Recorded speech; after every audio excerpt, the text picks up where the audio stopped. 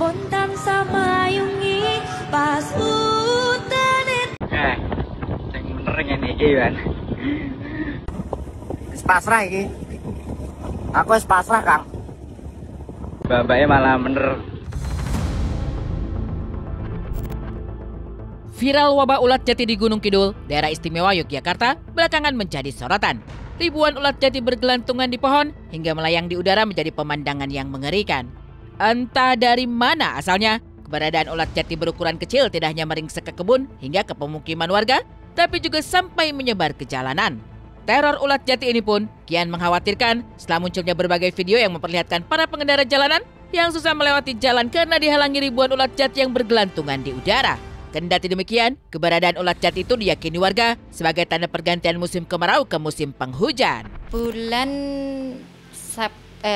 Oktober, November, Desember. Menjelang hujan pertama kali. Iya, menjelang hujan pertama. Biasanya kepompong baru belalang. Baru belalang. Sama di awal musim hujan keluar. Enggak cuma satu daerah ini, jadi daerahnya macam-macam. Kalau musimnya di daerah mana gitu, saya ke sana. Ya. Sampai ke Jawa Tengah juga kita ke sana. Ke Jawa Tengah sampai ke Pacitan juga. Pokoknya mana yang ada musim belalang atau entung kami mendatangi. Terlepas dari teror wabah ulat jati yang viral, ternyata keberadaannya sangat ditunggu warga Gunung Kidul. Banyak warga yang sengaja mengumpulkan ulat jati untuk dijual kembali. Bahkan sebelum musim hujan tiba, para warga setempat justru terlebih dahulu merasakan hujan rezeki. Sebab dari hasil menjual ulat jati, hasil yang diterima warga pun meningkat drastis dari ratusan ribu hingga jutaan rupiah. Dapat ini uangnya. 180.000 ya? Iya, orang dua. Oke, 2 orang. Iya. Gramnya itu 60.000, ya 60.000. Saya itu kalau masak enggak bidur, pokoknya bidur. Makan itu bidur. Enggak tahan. Iya, gatel-gatel ya.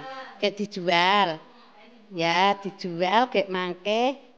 Uangnya ditumbaske beras. Nggih, tumbas beras. Banyak sekali yang jual di sini itu banyak sekali. Kita itu tradisional bisnis gitu. Sama-sama makan aja gitu.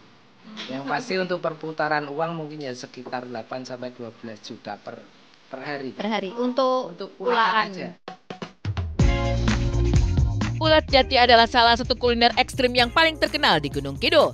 Biasanya, ulat jati diolah dengan cara digoreng dan diberi bumbu pedas.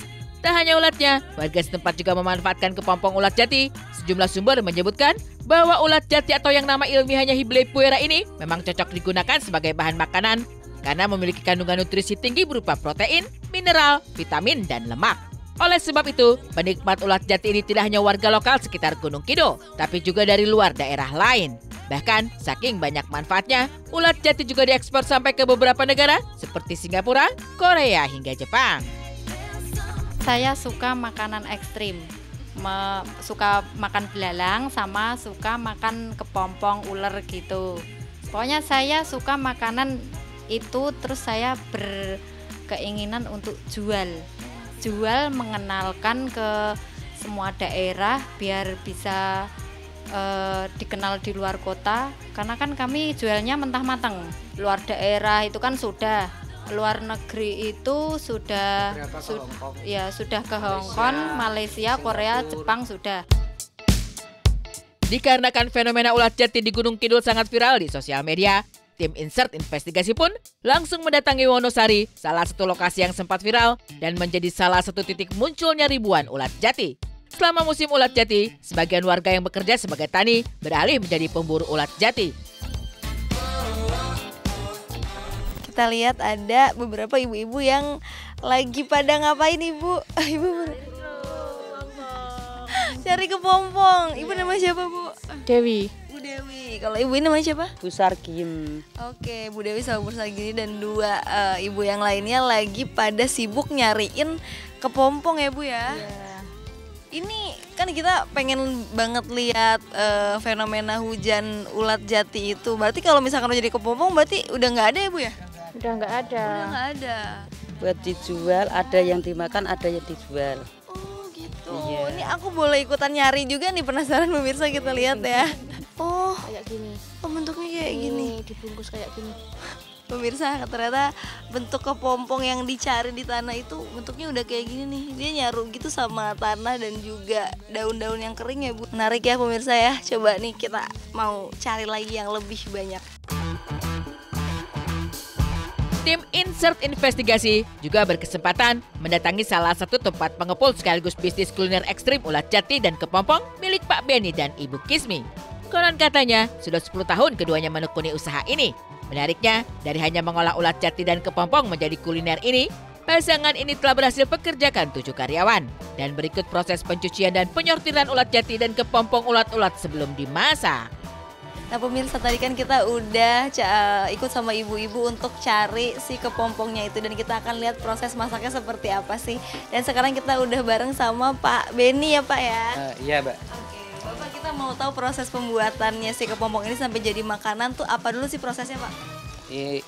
Dari para petani, para pencari kepompong itu kita bersihkan, kita pisahkan antara ulat sama kepompongnya. Karena petani kan carinya bukan sekedar kepompong, ulat juga mencari. Jadi harus kita pisahkan karena ada penggemar kepompong dan juga penggemar ulat. Ada juga penggemar yang campur, nanti kita tinggal mix aja kalau untuk yang campur. Setelah dipisahkan nanti untuk ulat kita rebus biar dia lebih padat, lebih kekal. Untuk yang kepompong langsung bisa nanti dipacking setengah kilo sama 1 kilo untuk kemudian udah ready untuk dimasak.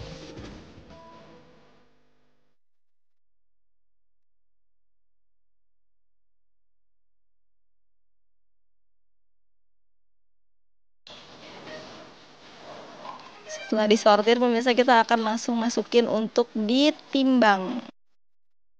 Setelah melewati proses pembersihan dan penyortiran terlebih dahulu, ulat jati dan kepompong yang telah dipisahkan akhirnya digoreng. Ada berbagai varian rasa, seperti rasa pedas, bacem ataupun gurih kredes. Pemirsa, akhirnya kita ada di tahap memasak nih. Tadi kepompongnya udah disortir, dicuci, dikiloin, dan sekarang mau langsung masak. Ibu namanya siapa Bu? Ibu Gianti. Ibu Gianti. Ibu ini langsung digoreng aja atau mungkin tadi ada dibumbuin dulu Bu? Ya dikasih bumbu dulu. Ini apa aja maksudnya? Dari bumbu ya penyedap rasa. Penyedap rasa ya pemirsa, kita bumbuin dulu baru langsung digoreng. Ini yang varian apa Bu? Ini gurih. Gurih aja. Ya. Oke, berarti bumbunya itu aja atau mungkin ada yang lain di mana? Ya, itu aja. Itu aja. Iya. Ini tuh bentuknya kepompong aja ya, tapi sudah digoreng dia keluar gitu ya? Iya, itu kan yang di dalam bisa keluar. Oke. Bisa unik banget. Nanti tadi kita kan bisa lihat nih yang mentahnya di sini bentuknya kepompong, tapi ternyata pas sudah digoreng ini di dalamnya jadi keluar gini nih. Kayak ulet tapi bukan ulet ya, karena udah jadi kepompong ya tuh. Melewati rangkaian proses masak yang cukup cepat, ulat jati dan kepompong yang telah diolah akhirnya siap disantap.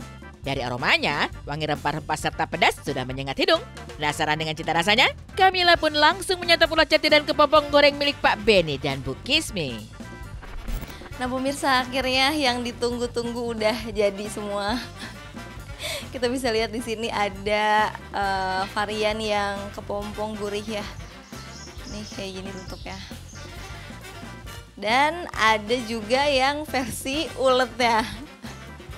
Ini yang ulet bacem ya katanya. Dan kita akan coba. Oh sama ada satu lagi ini nih yang udah di packing dan siap dikirim ya, bentukannya kayak gini. Ini varian yang pedas, yang pedas. Ini ada topping bawang gorengnya juga. Kita akan langsung cobain aja.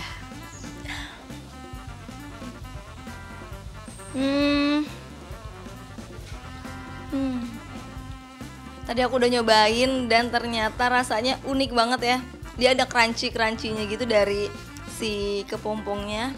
Terus dan gurihnya ternyata bener-bener ngeresep gitu sampai ke dalam. Ini buat pecinta makanan ekstrim cocok banget sih. Dari fenomena ulat jati, seperti apa juga rintihan pedih Mega Aulia ketika menyaksikan potret dirinya belum berhijab masih merebak di luar sana? Seperti apa cerita di balik hijrah Mega Aulia yang mantap berhijab? Saksikan saat lagi hanya di Insert Investigasi.